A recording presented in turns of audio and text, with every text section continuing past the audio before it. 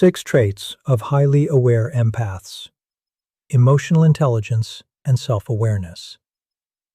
Every single day, your brain is silently participating in thousands of unseen conversations. Right now, without you saying a word, your nervous system is actively reading the room, picking up subtle micro-expressions, decoding changes in vocal tone, and sensing the hidden emotional atmosphere around you. For millions of people, this process happens so automatically that they don't even realize it's happening. But for an empath, this nonverbal radar operates on overdrive. Imagine walking into a quiet room and instantly feeling a sudden weight in your chest, an unexplainable spike in anxiety, or a heavy wave of exhaustion, only to realize later that none of those feelings originated from you. They belonged to the person sitting across the room. This is the central paradox of deep empathy. On one hand, the ability to tune into the emotional frequency of others is one of the most powerful human capabilities. It drives authentic connection, deepens trust, and forms the bedrock of exceptional leadership and social harmony. On the other hand, without self-awareness, this exact same gift quickly becomes a silent liability. When you absorb every emotional signal around you without a filter, you live in a constant state of internal turbulence, reacting to feelings that aren't even yours to bear. Most people assume that being an empath simply means feeling too much. But modern psychological research and neuroscience tell us a very different story. The difference between an empath who feels constantly drained and an empath who thrives in high-stakes environments isn't the intensity of what they feel. It's their level of emotional self-awareness. High-awareness empaths don't just feel deeply. They have mastered the internal architecture of their own minds. They understand how to bridge the gap between raw emotional sensation and intelligent self-regulation. They know how to care deeply about others without losing their own ground. If you have ever felt overwhelmed by the emotions of people around you, if you struggle to set boundaries without feeling guilty, or if you simply want to master the art of navigating complex human dynamics with clarity and poise, understanding these mechanics is essential. In the speech ahead, we will break down the 6 defining traits that separate reactive emotional absorption from true, highly aware emotional intelligence, and how you can cultivate them starting today. High-awareness empaths distinguish between identifying another person's emotion and unconsciously taking it on as their own. True empathy balances affective empathy, feeling what others feel, with cognitive empathy, understanding the mental perspective without drowning in it. Developing emotional self-awareness relies on strong prefrontal executive control to regulate the amygdala's automatic resonance with others' distress. Highly aware empaths routinely practice deliberate solitude and sensory reset to prevent emotional burnout and decision fatigue. Higher emotional intelligence transforms raw emotional contagion into focused, constructive support without compromising personal well-being. Emotional perception and emotional absorption are 2 entirely different psychological processes, yet they are frequently confused by those who feel deeply. At its core, emotional perception is an informational process. It relies on our brain's sophisticated social radar, our ability to detect subtle shifts in tone, micro-expressions, body language, and micro-behaviors in the people around us. When you perceive an emotion, your brain registers a data point about someone else's internal state. It is an act of awareness. You notice that a colleague is carrying immense anxiety, or that a family member is harboring unexpressed grief. This perception is a neutral observation, a piece of social intelligence that allows you to read the room, adapt your communication, and offer meaningful support. It operates as an instrument of clarity, keeping you connected to the human experience without compromising your own internal equilibrium. Emotional absorption, on the other hand, is a physiological takeover. It occurs when that initial perception bypasses your cognitive filters and immediately triggers a sympathetic nervous system response within your own body.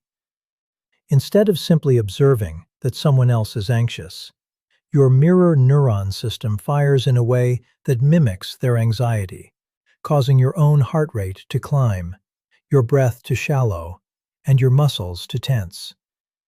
In this state, the boundary between self and other completely dissolves. You are no longer merely aware of their emotion. You have internalized it, adopting their psychological weight as your own personal reality.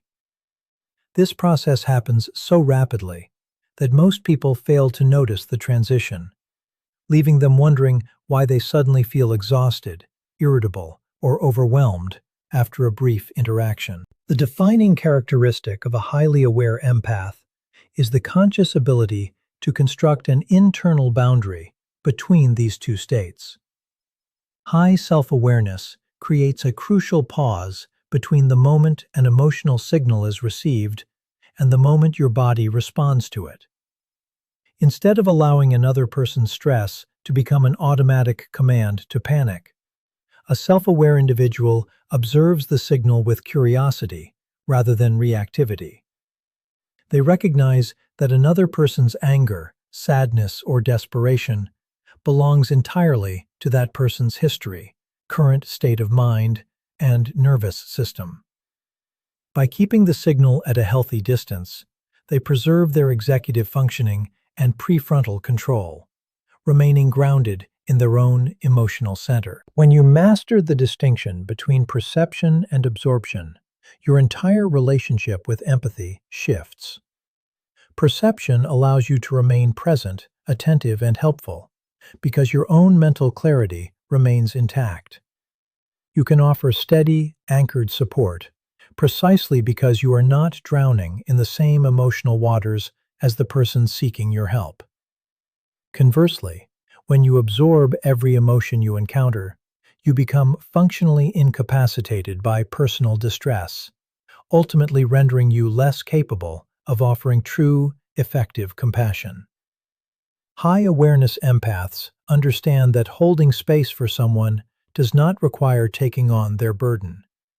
True emotional maturity lies in cultivating the wisdom to see the fire in someone else's house without burning down your own in the process. Empathy is frequently spoken of as a single, uniform capability, but modern affective neuroscience demonstrates that it operates through distinct, interconnected neural networks. To understand how highly aware empaths navigate the world without becoming overwhelmed, we must examine the fundamental dynamic between two primary forms of empathy: affective empathy and cognitive empathy. Affective empathy, often referred to as emotional empathy, is the visceral, automatic resonance we experience when we witness another person's feelings.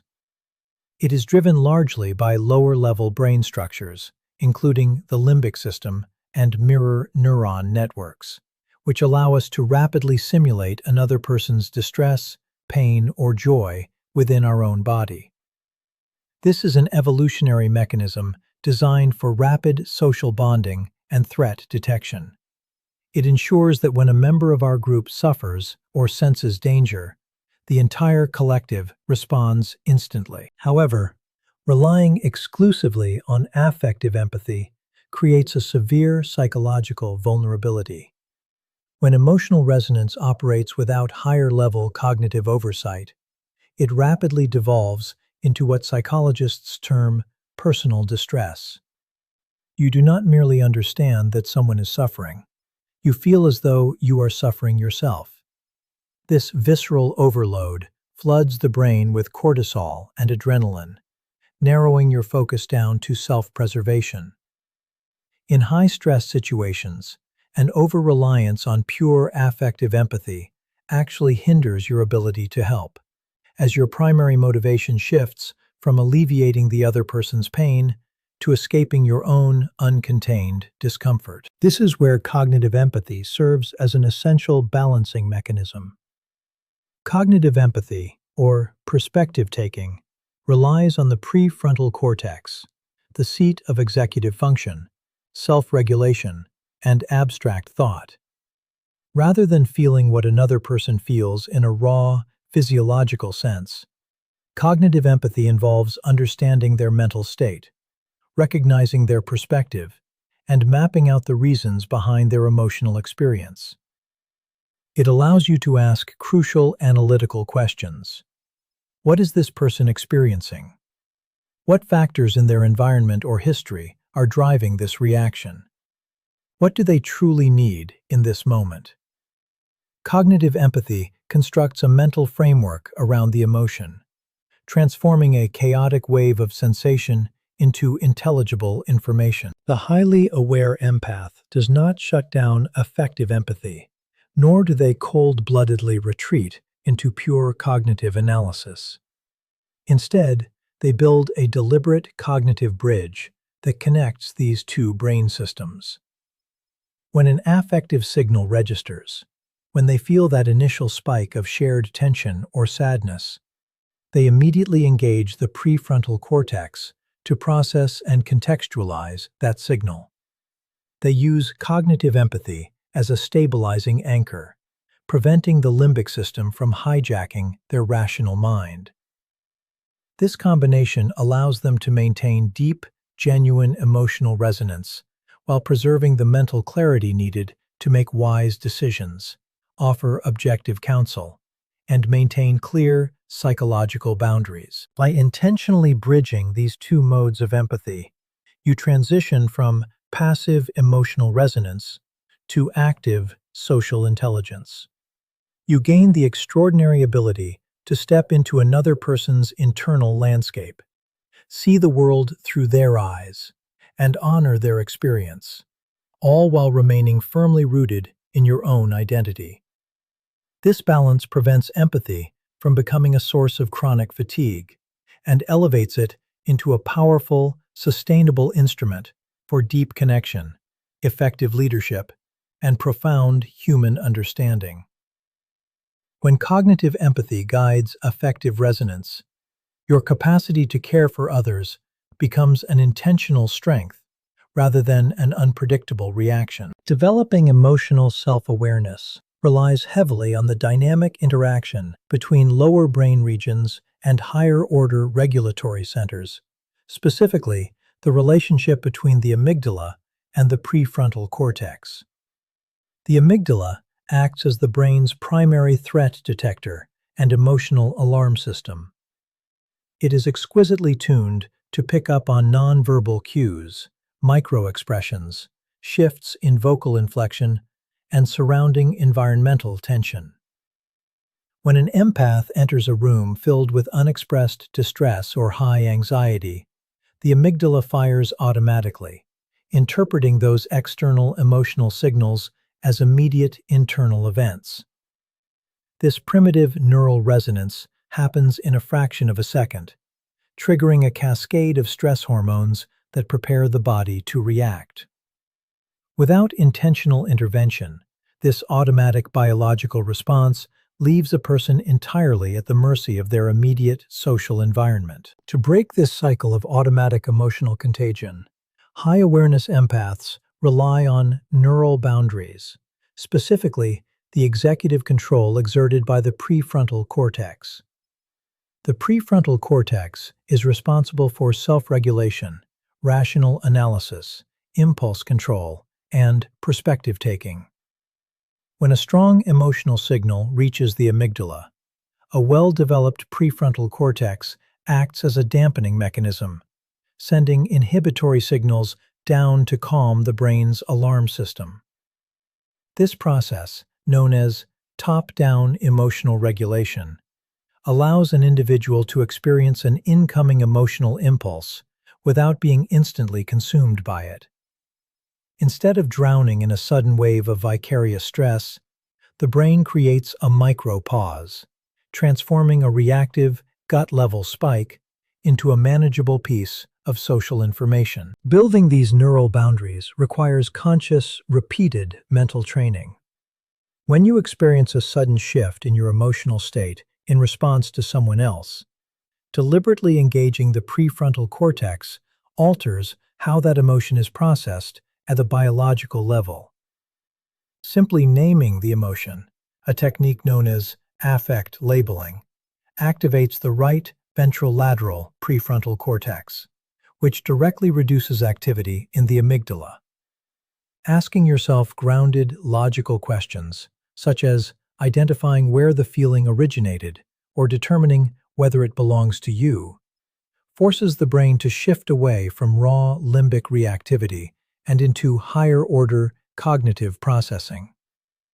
Over time, through neuroplasticity, this active engagement strengthens the structural and functional connections between the prefrontal cortex and the emotional centers of the brain. As these neural pathways grow stronger, your capacity to maintain internal stability in high-stress environments expands dramatically. You no longer need to physically isolate yourself or build defensive walls to protect your peace of mind. Instead, your internal regulatory system serves as a natural filter, allowing you to remain perceptive, compassionate, and present, while preventing external distress from hijacking your physiology. By cultivating strong executive control over automatic neural resonance, you transform raw sensitivity from an unpredictable vulnerability into an intentional, highly regulated biological asset. Processing continuous streams of nonverbal cues, microexpressions, and underlying emotional atmospheres requires immense cognitive and neural bandwidth. Every time an empath enters a social setting, a workplace, or even a crowded public space, their brain is constantly performing background computations, monitoring subtle shifts in tone, reading implicit tensions, and tracking the emotional states of those around them. This heightened perceptual load places a continuous tax on the executive functioning of the brain. Without deliberate, structured intervention, this relentless intake of subtle information leads directly to emotional burnout, profound mental fatigue, and a sharp decline in decision-making capacity, leaving the individual depleted and unable to show up effectively in their personal or professional life. To combat this silent accumulation of strain, highly aware empaths practice strategic depressurization, a deliberate, structured habit of entering complete sensory and social solitude to reset their baseline nervous system. Strategic depressurization is not merely resting or taking a passive break, nor is it an act of avoidant retreat. It is a vital neurobiological recalibration. During sustained social interactions, the sympathetic nervous system, the branch responsible for the fight or flight response, is frequently activated by vicarious stress signals. Depressurization intentionally activates the parasympathetic nervous system, the rest and digest mode that lowers heart rate, reduces cortisol production, and allows the body to downregulate from a state of hypervigilance. Creating the conditions for true depressurization requires quiet, low-stimulation environments, where the brain is completely relieved of its duty to process other human beings. In these moments of intentional solitude, the continuous incoming feed of emotional data is cut off, allowing the prefrontal cortex to clear its working memory and reset executive control. This sensory quiet gives the individual the mental space needed to sort through their internal landscape, shed the residual emotional weight collected throughout the day, and clearly distinguish their own authentic thoughts and feelings from the noise of the external world. It acts as an essential clearing mechanism that restores cognitive resilience and sharpens emotional clarity. When depressurization is treated as a non-negotiable routine, rather than an emergency measure used only after total exhaustion sets in, empathy transforms from a chaotic liability into a sustainable strength. Highly aware empaths view quiet time as fundamental maintenance, similar to sleeping or eating well, necessary to maintain peak psychological performance. By proactively scheduling moments to unplug, step back, and lower their sensory input, they protect their cognitive energy, safeguard their mental health, and ensure that their capacity for genuine presence and deep compassion remains fully intact over the long term. When raw empathy operates without high self-awareness, witnessing the suffering or anxiety of another person almost always triggers what psychologists call personal distress. Personal distress is an uncomfortable, self-focused reaction driven by our own internal discomfort. When you see someone in pain and automatically mirror that pain within your own body, your immediate psychological priority shifts toward alleviating your own vicarious suffering. This creates a hidden paradox. Although you appear deeply affected by the other person's situation, your actions become unconsciously driven by a desire to make your own uncomfortable feelings go away. You might rush to offer unsolicited advice, attempt to fix the problem prematurely, or physically withdraw from the situation entirely. Not because that is what the other person needs, but because your own nervous system is demanding relief from the emotional overload. Higher emotional intelligence allows a person to step out of this reactive loop by converting raw emotional contagion into compassionate action. Compassionate action represents a fundamental shift in focus from the self back to the other person. Rather than asking, "How can I make this intense feeling inside me stop?" a highly aware individual stays sufficiently grounded to ask, "What does this person actually need right now?" This transition requires maintaining enough internal boundary and prefrontal control to keep your own emotional state separate from the person who is struggling. By holding your own baseline steady, you create a safe, stable environment where the other person feels truly seen, heard, and supported, rather than feeling like their pain has become an overwhelming burden for you to bear. This shift transforms empathy from an exhausting, passive experience into an active, constructive capability.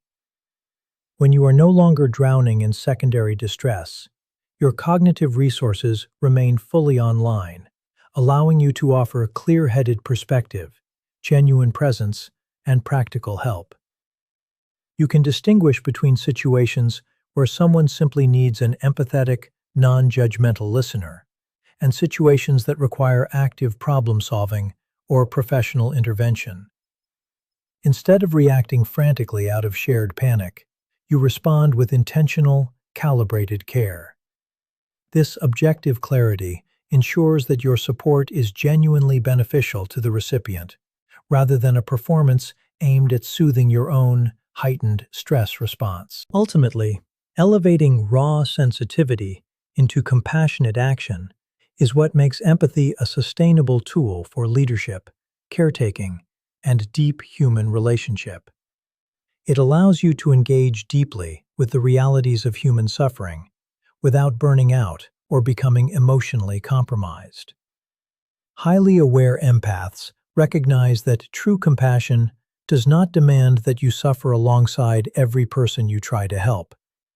It demands that you remain strong, clear, and grounded enough to offer a hand that can actually pull them up. By transforming overwhelming emotional resonance into purposeful action, you protect your own well-being while maximizing your capacity to make a real, positive impact on the lives of those around you.